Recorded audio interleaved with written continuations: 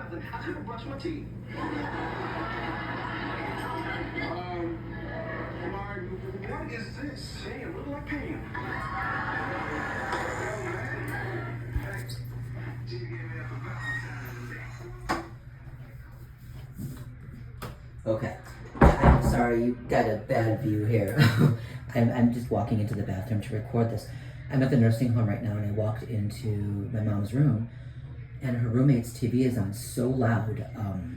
I have to wonder how long have they had that on. It's crazy. There are times, and it's not my mom's roommate's fault. She's a nice lady, but she doesn't like people messing with her TV. And technically, I'm not supposed to just go and turn it down because it's not my mom's, right? It's not mine.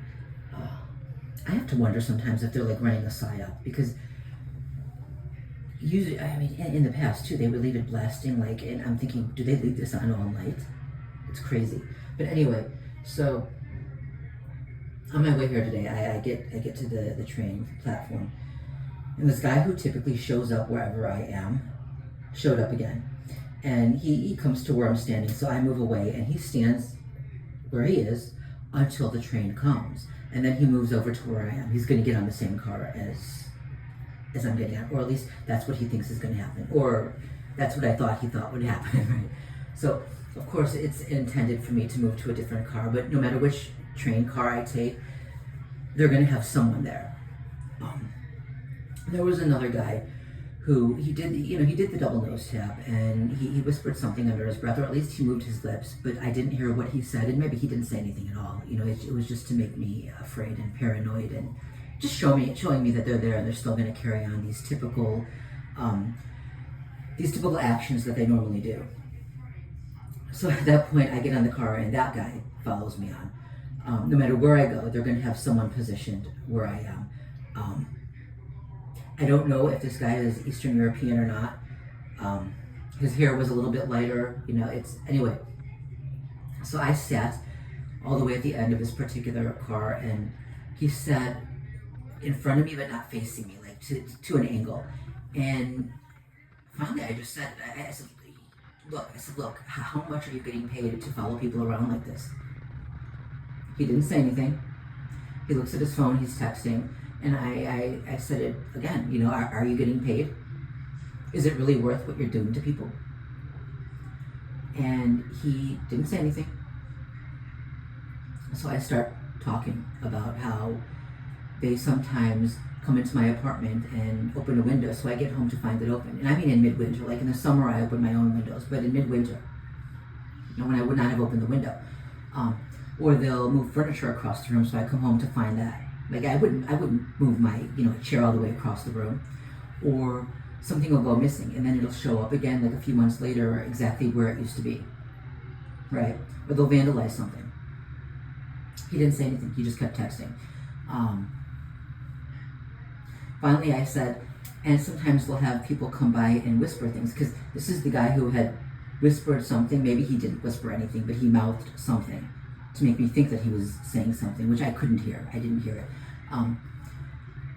I said sometimes they'll have people say something that, like, they'll repeat something that I said or did in private, including the bathroom. Well, at that, he smirked and he laughed. He gave a chuckle, as if it was funny. Now, who in the hell would consider sexual exploitation funny? Okay, let's just hypothetically say that he's not working for them and he thinks I'm crazy. Well, that would make me mentally ill, wouldn't it?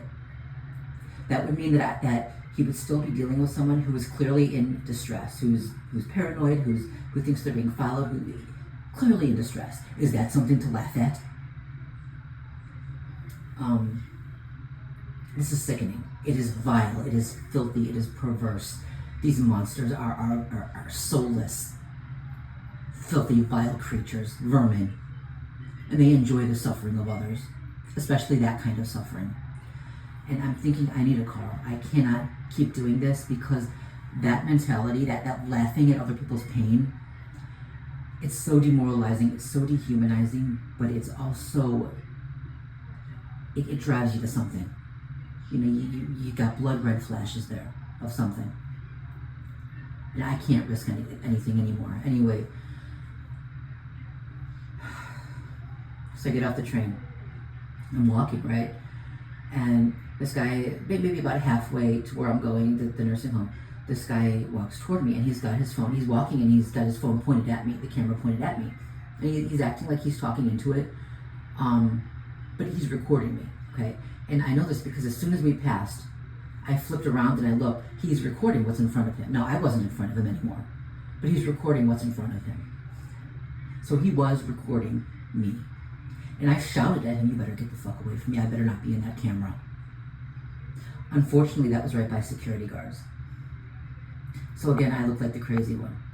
This guy was tall, sandy blonde hair. Yeah, that's what's happening.